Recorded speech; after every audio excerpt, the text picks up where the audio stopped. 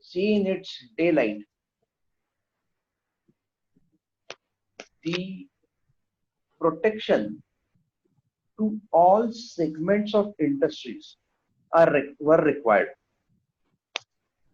Now, many of must have studied economics during school period or college periods. In economics, four factors are important. Even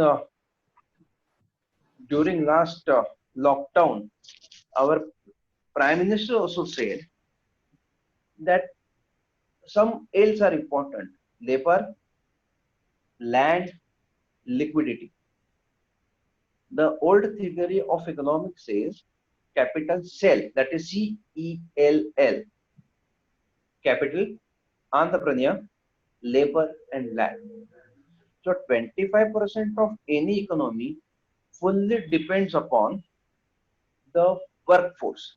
Whether you term that labor as a class 4 employee from sweeper or a peon to a highest paid employee of any organization, that is chief executive officer, all are putting their labor to strengthen the economy. Now, what is the difference between the labor and the management? Labor is a class which is directed something to do in favor of the industry or his employer, discharge his duties in the employment, and to give a certain results which are required to be achieved in the interest of the industry. So many scholars thought that the industry is run by the intellectual level of the management. It's management to decide a policy, it's management to decide, rather to navigate the industry and thereby achieving the target of growth of economy. Labor are not but just a slave. They have not quoted it as slave, but treatment was such that they were treated as slave. As we go with the Indian history, if we see that after there is always a evolution of thoughts, evolutions of mankind. A community grown up while considering, rather raising their voice against the mites. It was a socio-economical, it was purely economical, it was social, everything. For an example, the movements of Harijan or Dalits started to bring them at par with all non-Dalits. Economical, Tata started what now we are again trying to go for Atmanirbhar Abhiyan.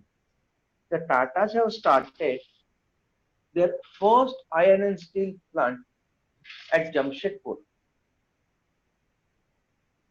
So slowly and gradually, the view of looking at a laborer start a different angle, rather viewpoint was changed, and some viewpoints supporting the benefits of these employees were considered.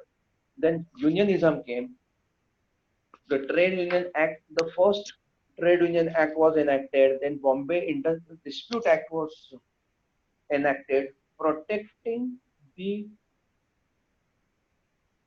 class 4 and class 3 employees. Now, many of the occasions it so happened that what is the importance of labor in our life was got unnoticed. Why I say so? During this lockdown, many of us must have realized what is the necessity of housemaid in home.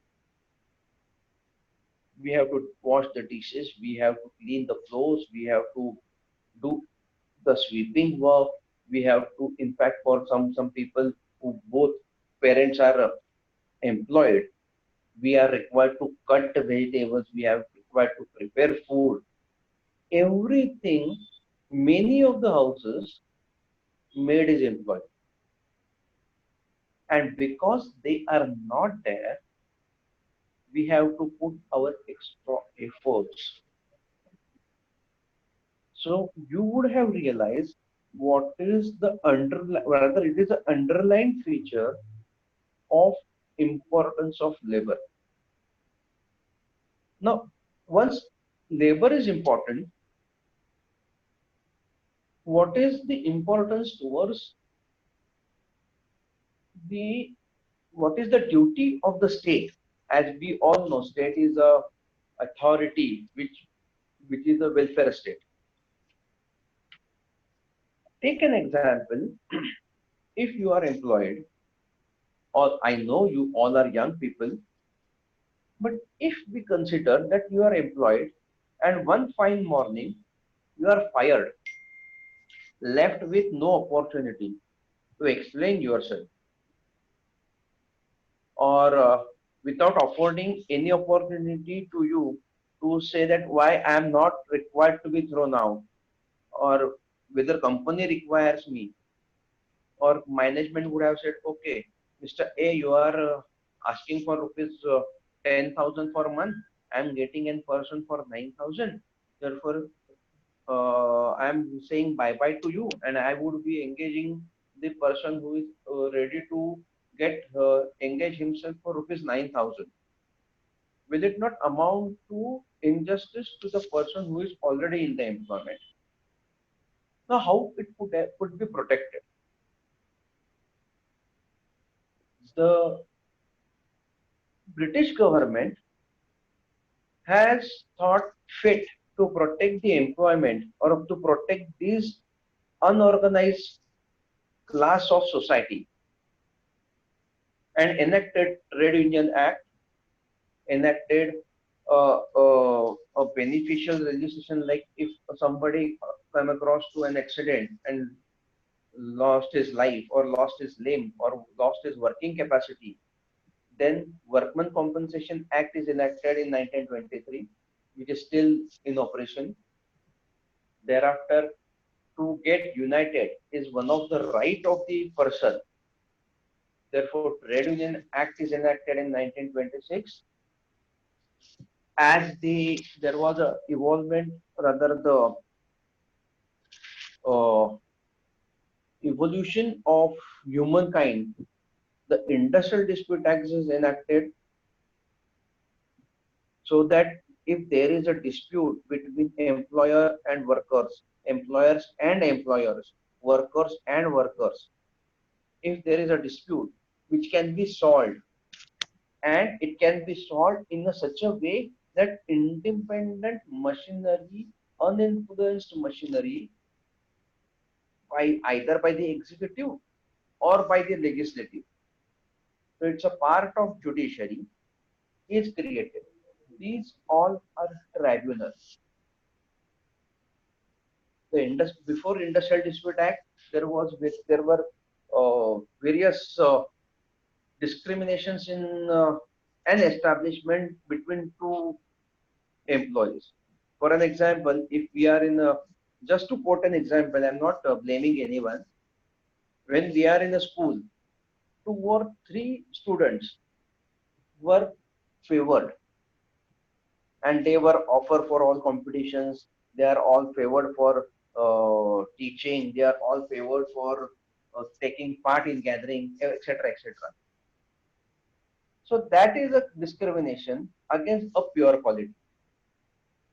If such discrimination continues, it deteriorates the institution as a whole.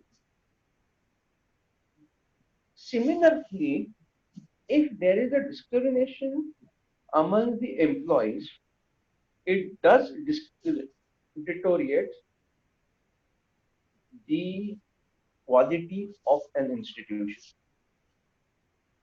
Therefore, the British government thought it fit to bring or to codify the service conditions of all the establishments who were engaging more than 50 employees in a statute which is called as Industrial Employment Standing Orders Act of 1946. Thereafter, the government bring into operation the Shop and Establishment Act, then Bonus Act, then in 1973 the Gratuity Act. Gratuity is a benefit for a long service, but that is being codified and it is statutorily imposed. Any person who is uh, in the employment for continuous more than 5 years should be given the benefit of a gratuity. Then Gratuity Act is enacted. Then it was found that establishments started engaging contract laborers, and permanent laborers were kept away, and same work was carried out by the contract labor. Now what in present they are using on contract basis. To protect such contract employees, the central government enacted the Contract Labor Regulation and Abolition Act of 1970. Then a different law, altogether different law was enacted by state of Maharashtra in 1975. In that, it is I think you must have studied it. It is called as Maharashtra Recognition of Trade Unions and Prevention of Unfair Labor Practices Act, that is MRTU and PULP Act. It is a altogether different statute, or rather first statute to codify the unfair labor practices. It was very much criticized. That act is, in fact, when it was enacted, it was called by labor unions and the employers as Mrutyu and Pulp Act instead of MRTU. It was altogether a different phenomenon thought by this government. What is recognition of the trade union? Because there were n number of trade unions with whom the employer should negotiate. So it's a privilege granted to the union, and that privilege conferred to one union after passing certain tests. Unfair labor practices are sought to be curtailed or prevented. So it is well known proverb that prevention is better than cure. The government passed, put a committee, the committee gave recommendations, and act was passed. That act you must have studied in your economics, assented by the president. It was kept reserved because certain changes in the central law was sought. So it is kept reserved for assent of the president, and it was passed somewhere in 72, September 72, but brought into the force in 1975, and various labor and industrial courts were constituted. This was the basic, rather fundamental structure of what labor law is and how the courts are constituted. First and foremost, these are not the civil courts, because ordinarily what newcomer think it's a court. No, it's not a court. And the higher courts use tribunal and court. Civil court is the civil court constituted under the Civil Courts Act, and all other judicial authorities constituted by a specific law are tribunals. You must have studied all contracts are agreement, but all agreements are not contract. Likewise, all courts are tribunal, but all tribunals are not court.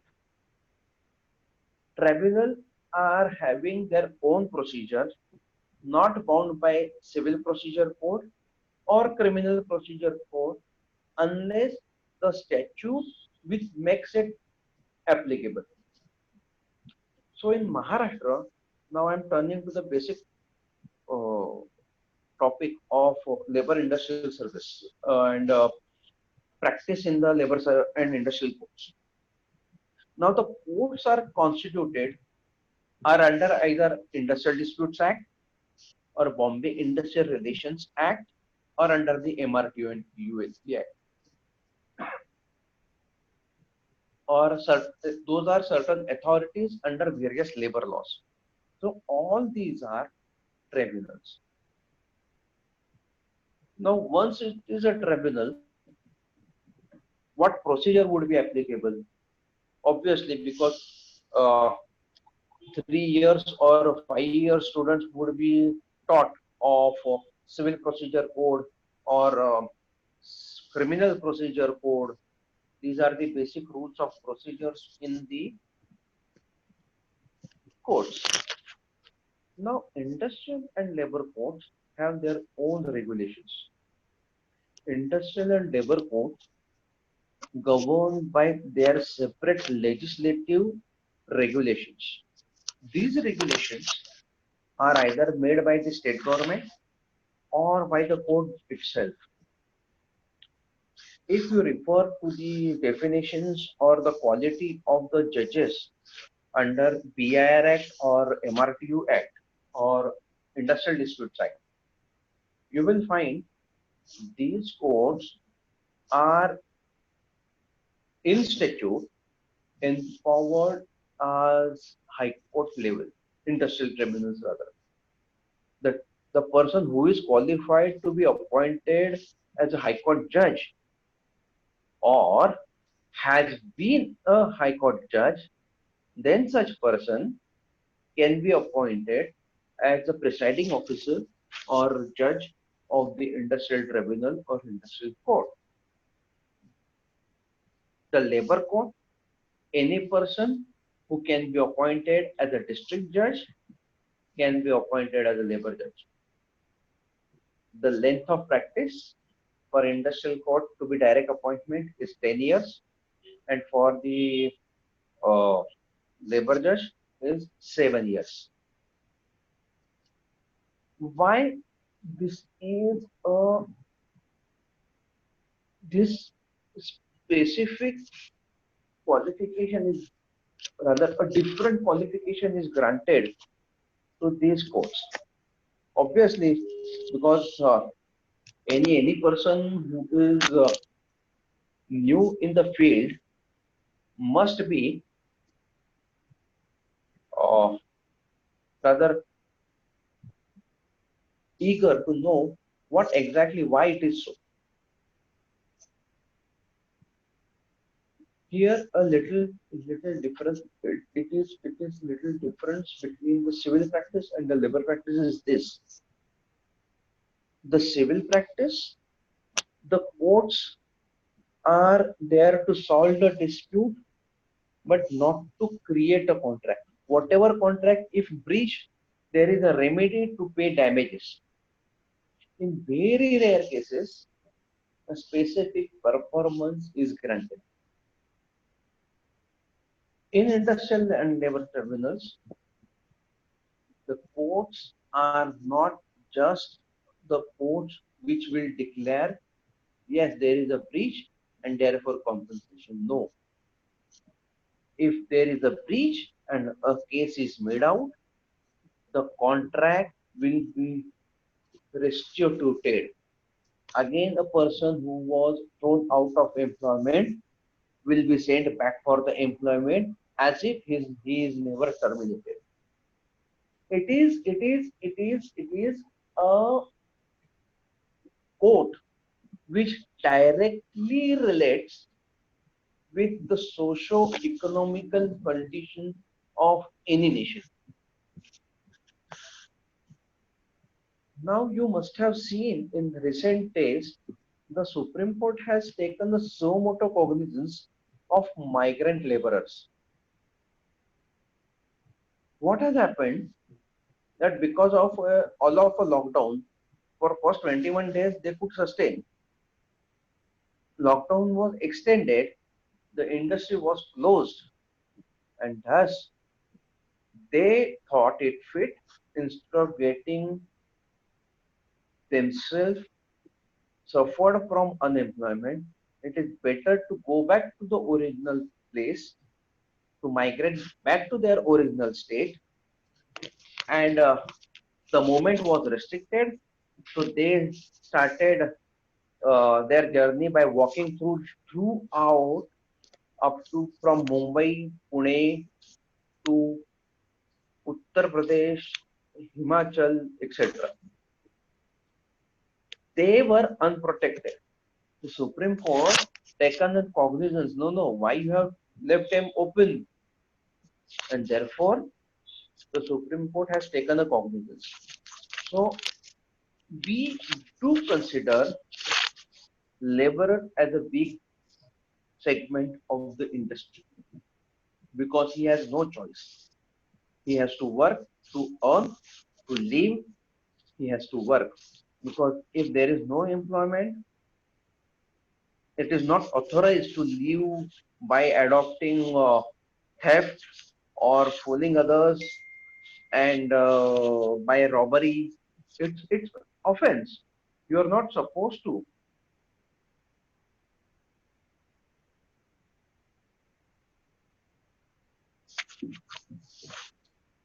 So laborer, even as on today, are a weaker section as compared to the employer or the state.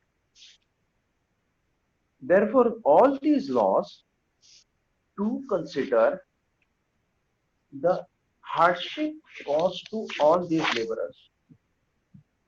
I do, the law does not spare the erring labor, but it does not spare the erring employer as well. Therefore, while entering into practice of labor and service, one should be clear with his mind what exactly is in his mind. Because initially, it's practice in negative. So far as economic part is concerned, you may require to put your own money than what you gain. But one thing, my take uh, note of it: if you can sustain for 5 years, the sky is the limit. Basically, people do not turn to this uh, practice as they, as rightly sir has said, it's uh, uh,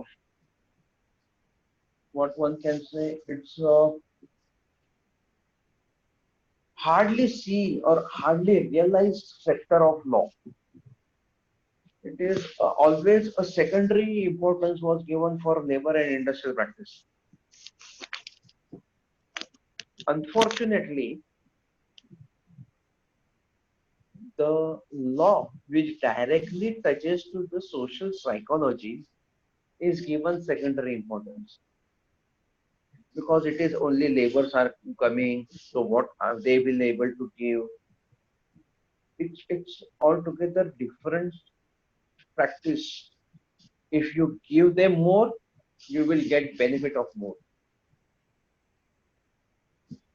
Take a case of a criminal practice. If I appear as a junior for a bail, some money will be given to me because people are afraid of going to the jail and the system as a whole. So they do not bargain. In labor, the bargaining strength itself is a soul of labor and industrial practice or the sector. Everybody bargains. One must sustain in this bargaining. Now the thing is this: what one should do for practice in labor courts? Well, it's a choice of any person, but I always advocate that any newcomer should start at least for 2 years with the labor practice. There are certain reasons. One, the procedures are not so strict though. It's a very healthy procedure because the trade union is also allowed to appear before the court. They may be well educated, they may not be well educated. They are allowed to practice, and the appearance which is rather which is allowed, that shows that the you get the stage courage to address the honorable judge. You are putting baby steps towards practice. And I can proudly say that any person who has started practice with labor has ability to appear before any authority in law. What only requirement is that you should have a study of the subject, and you must anticipate what would be the questions coming from the authority with from whom you are seeking a justice. To my mind, if you start practicing in labor, you will be encouraged. The procedure is not so difficult or different from civil courts. Pleadings are required to be filed, the issues are framed, the interim reliefs are there to argue the prima facie case. Then there is a stage, rather a stage where you can seek production of documents, you can produce the documents. There is a stage of leading oral evidence, documentary evidence, and final arguments. What is the ordinary civil code does in Civil Procedure Code 1908? CPC has granted certain more powers for attachment of properties and for before judgment, after judgment, execution proceedings are different. But in labor laws, the attachment and the recovery proceedings are made by the revenue authorities of amount as if areas of land use. So it is more stringent than what the civil court procedure is for execution. While practicing labor and industrial courts, you are an advocate or you may not be an advocate. The basic principles what you are required to follow are these. You should be humble, you should be determined what you want to convince a judge, you should be thoroughly ready with your homework, you should be smart enough or intelligent enough, or what one can say, hazar dababi. Any question is asked by the authority, you should be ready to answer it. You need not to quarrel there, but you have to mold the authority, judge or authority, whosoever the presiding officer is, that how this is in tandem of social scenario. You must be very update so far as social psychology, social environment of the country, whether it's India or outside. There was one issue in Pune Labor Court. You all know now.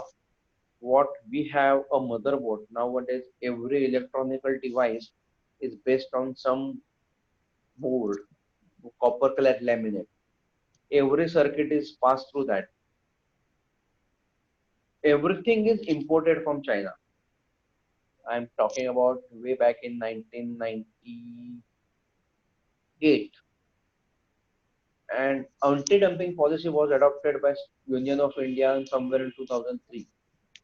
Because of that, all the companies who were producing copper clad laminate, that is the board, the brownish greenish board where all circuits are put,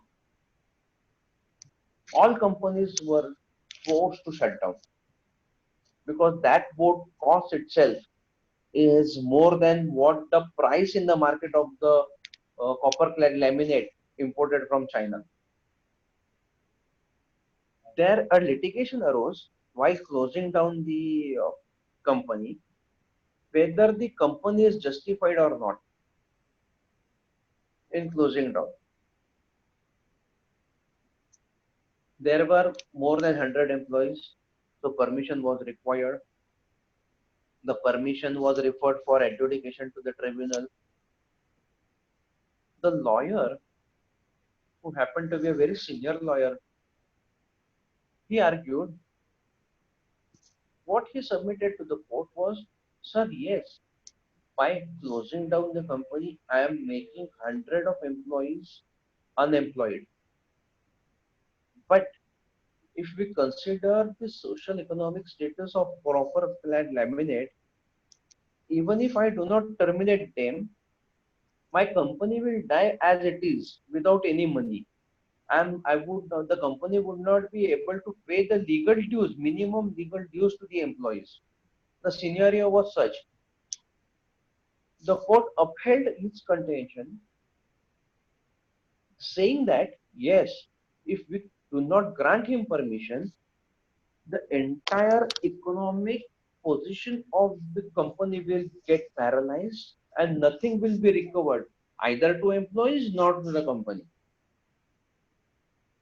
Therefore, the permission was granted.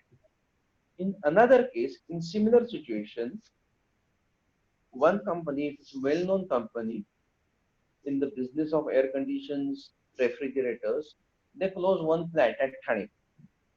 The tribunal granted them permission to close down, but the Honorable High Court, while refusing the permission, referred, though the company is advocating that only 500 families will be at stake. The court considered the all other small scale industry based upon that company, which was amounting to thousands of families. So for few, I cannot put others' life for slaughter. So it was recommended to the company, you can negotiate with your union. Union was directed to negotiate with the employer and to arrive at such a golden point that the society as a large will not be have any dark impact. Thereafter, that company entered into a settlement. They reduced certain strength of employees to reduce the financial burden. That all could be gained because of the collective bargaining and the efforts made by the High Court. So, court in the similar situation considered the social economic status of the that company and the nation. So while practicing, one must have consider, one should consider that what is the economic status. So far as monetary part is concerned in labor and industrial practices, I do agree it is not so money fetching. But one thing I must underline, जब कोई गरीब दुआ देता है तो उसकी value crore रुपये से भी ज्यादा रहती है. Here sometimes so happen you may not gain in terms of money, but in the profession of the lawyer, the mouth-to-mouth advertisement is more beneficial than the monetary benefits. When I was a student like you people, one what one say in Marathi, we call it एखाद्या field मधला बाप. I would say legal field मधल्या बापाचा बाप, वडिलांचे वडील, आजोबा. हेगडे साहेबांचं लेक्चर होतं. He was giving a lecture how one should have a practice, what you should do in the practice, etc. So one of my classmates raised her hand and asked him a simple question. Sir, माझ्याकडे पहिली case आली आणि मी ती हरली. तर he replied, you will get another. She immediately responded, sir, if I lost that case as well, okay, you will get third one. There is always a new case coming for you. And she all of a sudden said, okay, sir, I lost 10 of cases. Then what would be my future? He laughed. He said, बेटा, तुझ्याकडे जेव्हा 10वी case येते, तू हरतेस तरी याचा अर्थ तुझी practice चांगली चालली. We all were stunned. How that can be? It was his explanation. I will use his own words in vernacular Marathi. प्रत्येक पक्षकाराला माहिती असतं तो चूक आहे का बरोबर आहे.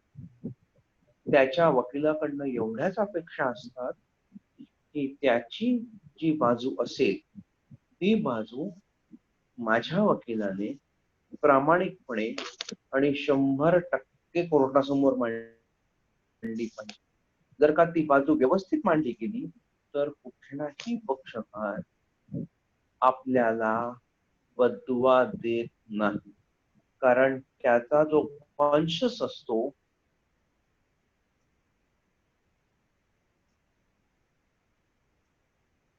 वर जाऊन वागू शकत नाही.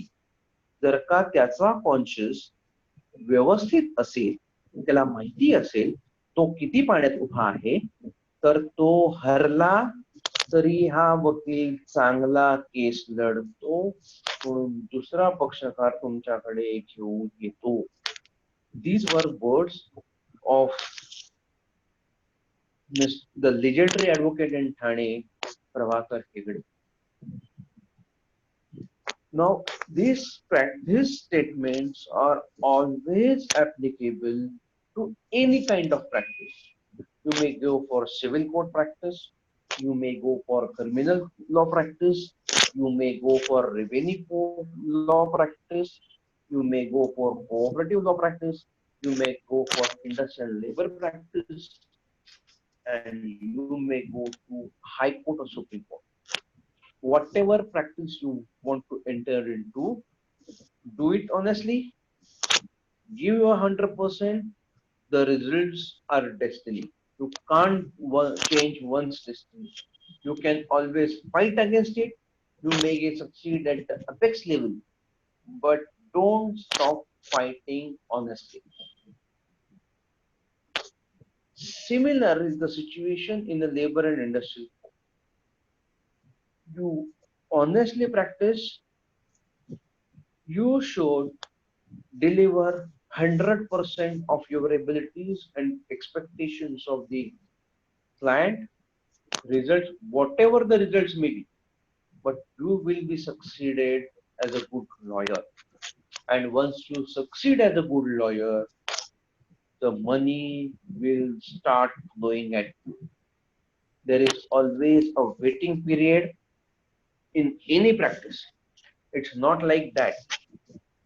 What you know, all the senior lawyers, Ram Jethmalani or Mahesh Jethmalani or Chidambaram or Arun Jaitley or Mukul Mudgal, Harish Salve, all are big names in the legal field, but they are the person who strive for practice, and now at having such a experience and knowledge and delivering their abilities, they are at that stage. So take any practice, devote it 100%. So far as labor and industrial practices are concerned, you must be aware about what I said, what situation society is. You should able to think. The brain should be thinking brain, asking the questions why it has happened, how it has happened, how it should not have happened, or how it should have been, and who has done it. All W's and H questions are required to be asked. You are not the God, but the way you put your case before the court, all the litigants look you as God. So you should be honest. You do best in the interest of your client, and it should be that even if client lost the case, he should be happy. Yes, I got justice because my lawyer tried his best to put forward to defend me. In labor services, it's a business.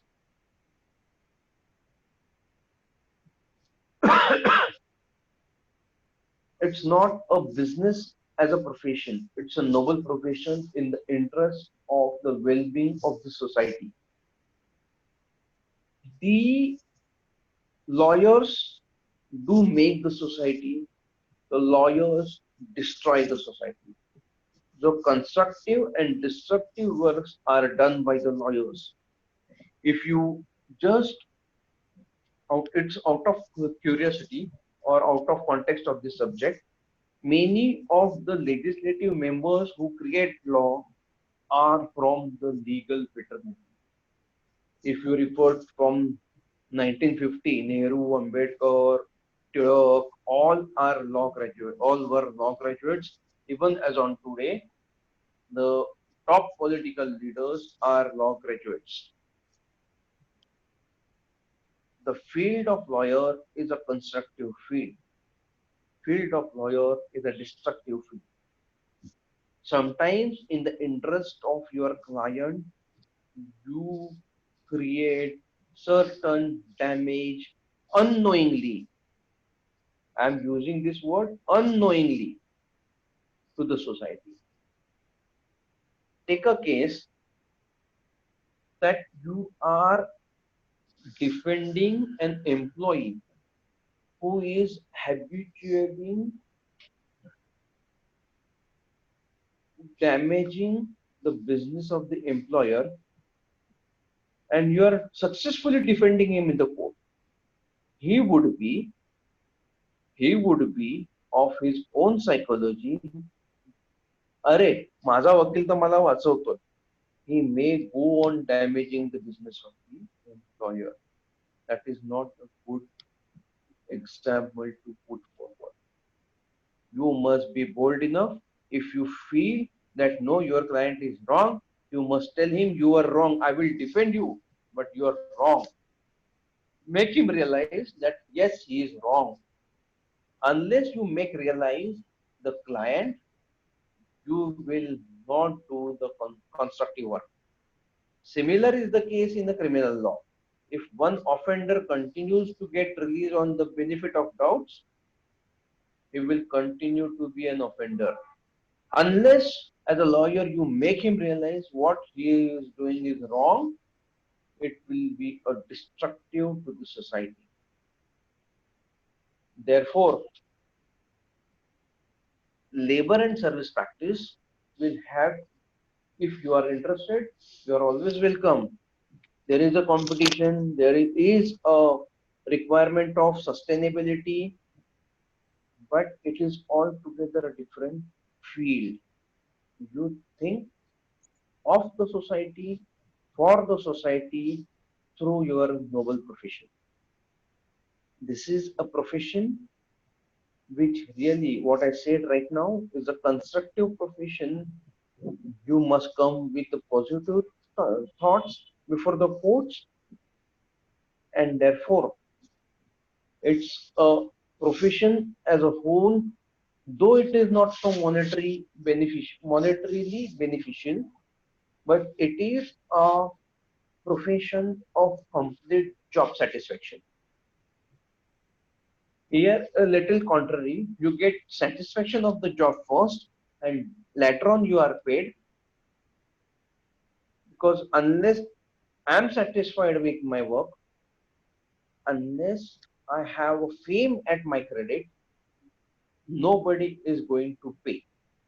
And your fame and satisfaction is only always depends upon your ability to think and ability to defend the person.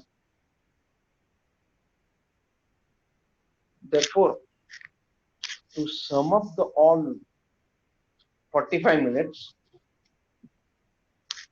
this is a practice which directly relates with the society.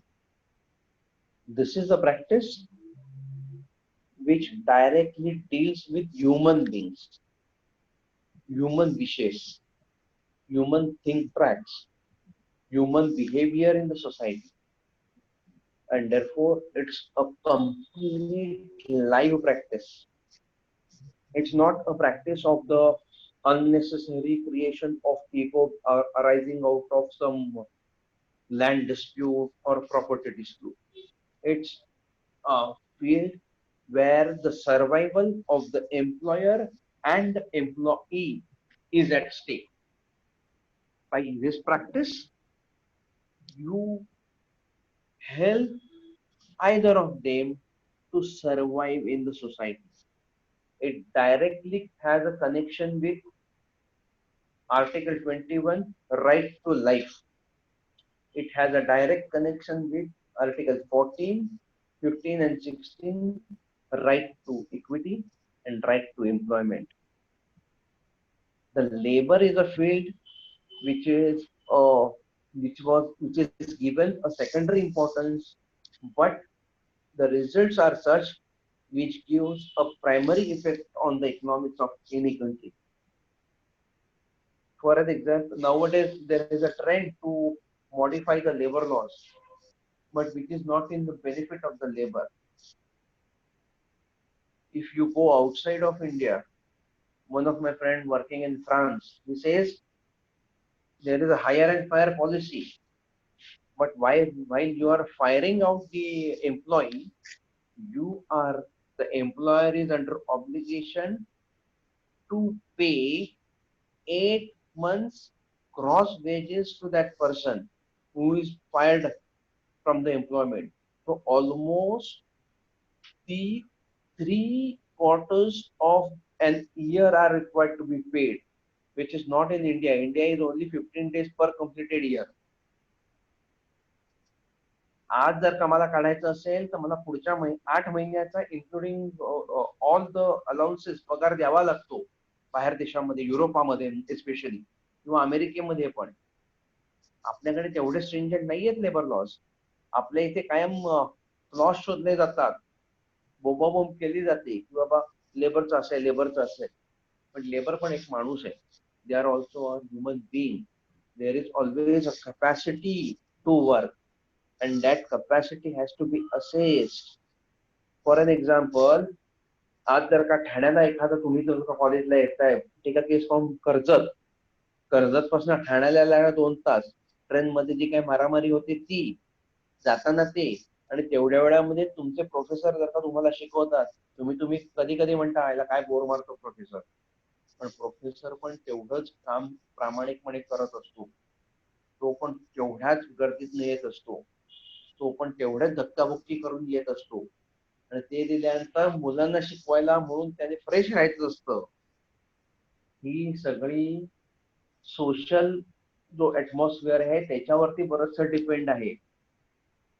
त्यामुळे ही जी practice आहे ही directly human बिहेवियरची practice आहे आणि म्हणून ही practice procedure मध्ये जरी सोपी असली तरी विचार ज्या वेळेला कराल then the sky is the limit.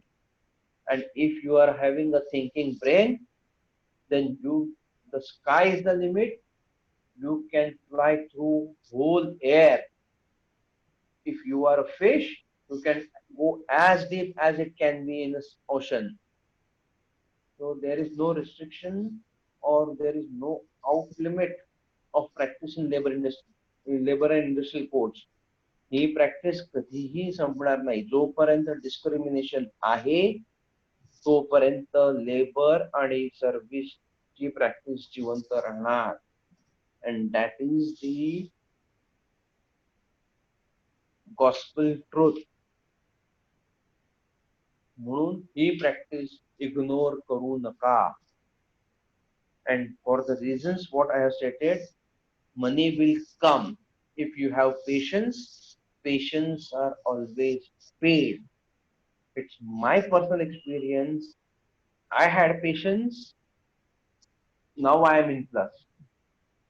I can say it authority. Yes, labor practice is money fetching practice after certain experience is gained. Therefore, this practice is not an ignorable practice. Anywhere you go, there is always employer and employee relationship. And when there is employer-employee relationship, there is going to be a dispute. Many of you must have studied HR, human resource development. There is always difference, and that difference takes us to court, and the practice is ever ending. Therefore, if it is never ending, then it's a always healthy practice. And to conclude, I am really thankful to the institution. They thought it fit. I am a fit person to have some dialogues with upcoming lawyers. And I really sincerely thank all of my colleagues, all the who all of my colleagues who made me what you think as an experienced person. I'm really thankful to the Pradhan sir that he thought it fit. I'm the right person or maybe correct person to share my views on labor and industrial practice. I conclude my dialogue with you. Thank you. Any question is there, it can be asked. If no question, I would be happy. Thank you so much, sir, for the wonderful session. I have already put in the chat box, but if anybody wants to ask any question, please raise your hand digitally, and if sir permits, we can take one or two questions.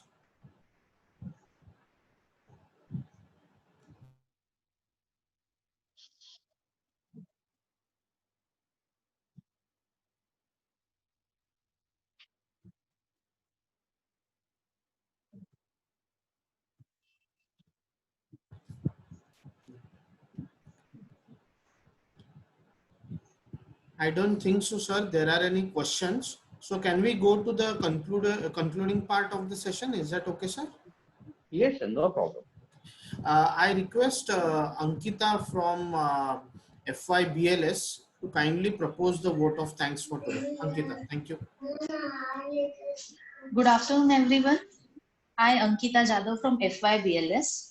On the behalf of Shada Education Society, Ananda Vishwa Gurukul College of Law, I would like to express my vote of thanks towards our most valued guest, Advocate Yogendra Pense, sir. Thank you, sir. Thank you very much for gracing your important work and sharing your opinions, findings, and knowledge with us. Also, thank you for sharing your valuable time and your valuable words with us. I also like to thank our President of Shada Education Society, Mr. Vilas Tuse sir, and Honorable Secretary Dr. Pradeep Dhaval sir. I also must not forget to thank our Principal Dr. Advocate Suyash Pradhan sir, and all my respected teachers. Thank you everyone. Thank you so much. I end the session for all now. Thank you.